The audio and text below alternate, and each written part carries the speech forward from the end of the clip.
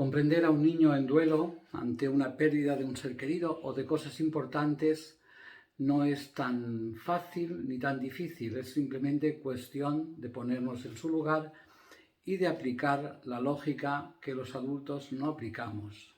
El niño es más lógico y más práctico. Por ejemplo, pues el niño va a ver la pérdida de un ser querido como una pérdida de posibilidades. El niño siempre está en precario, es un ser que necesita de los demás, todos necesitamos de los demás, pero el niño más, y va a experimentar pues esa pérdida de posibilidades, va a decir, ¿y ahora qué? ¿Y ahora qué? Ese ahora qué es muy importante. Recuerdo que un niño adolescente, en este caso, entró en la sala del velorio de su papá, que había fallecido precipitadamente, y se le escuchó decir, ¿y ahora quién me acompañará a mí al fútbol? Él pensaba en su futuro. Nosotros, los adultos, tenemos más pasado que futuro. Los niños tienen más futuro que pasado. Pérdida de posibilidades. Punto número 2, el niño aprende incluso a sufrir. Aprende lo que es la muerte a través nuestro. También en cierta ocasión tuve que atender a un preadolescente, 11 años, que tenía pues pesadillas y terrores nocturnos, claro, ante la muerte de su abuela. Inquietud, nerviosismo, ansiedad. Empiezo a escribir un poco la historia y resulta que el niño, cuando falleció su abuela, apenas tenía unos meses. ¿Qué sucedió? Que su mamá, durante todo este periodo, estuvo lamentándose con un duelo no asumido por la muerte de su propia mamá, de la abuela del niño. Siempre era pobrecita la abuela, pobrecitos de nosotros que estamos sin la abuela. El niño aprendió a vivir de esa manera, de tal manera que la figura de la abuela era una figura que provocaba ansiedad. Hubo que trabajar con la mamá para sanar al niño. El niño, punto número 3, el niño se expresa, no se expresa los silencios. El niño no habla.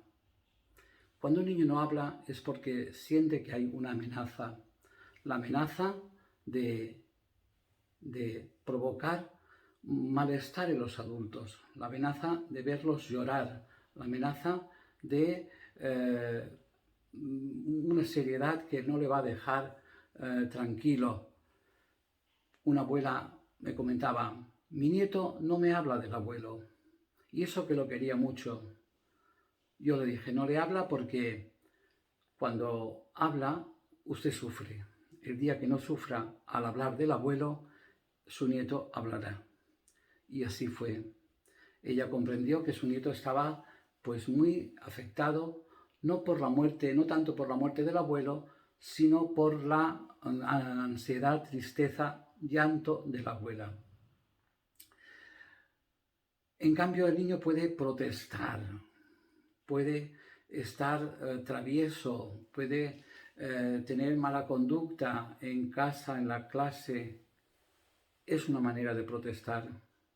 Hay algo con lo que no está de acuerdo.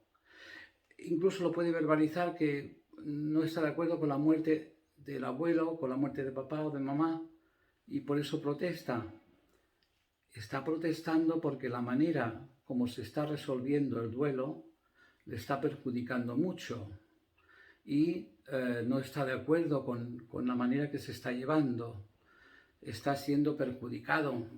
Me acuerdo una mamá que me decía, es que las niñas no se portan bien, tenía 2 hijas, había fallecido papá, y papá era el que jugaba con las niñas.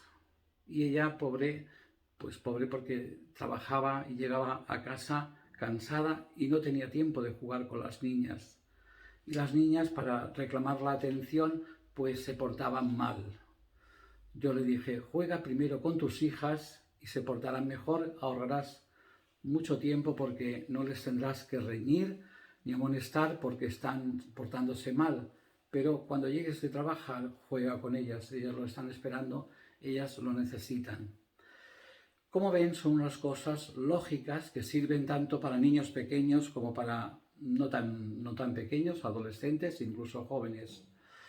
Añadiríamos una última punto, sobre todo para los niños ya adolescentes y más mayores, que muchas veces no quieren significarse, llamar la atención ante los otros niños en el grupo clase o en la calle. Les cuesta mucho ser diferentes, les cuesta mucho llevar la etiqueta de que son el huérfano o que han perdido a tal ser querido, y les cuesta mucho incluso sentirse mal y derrotados ante los demás.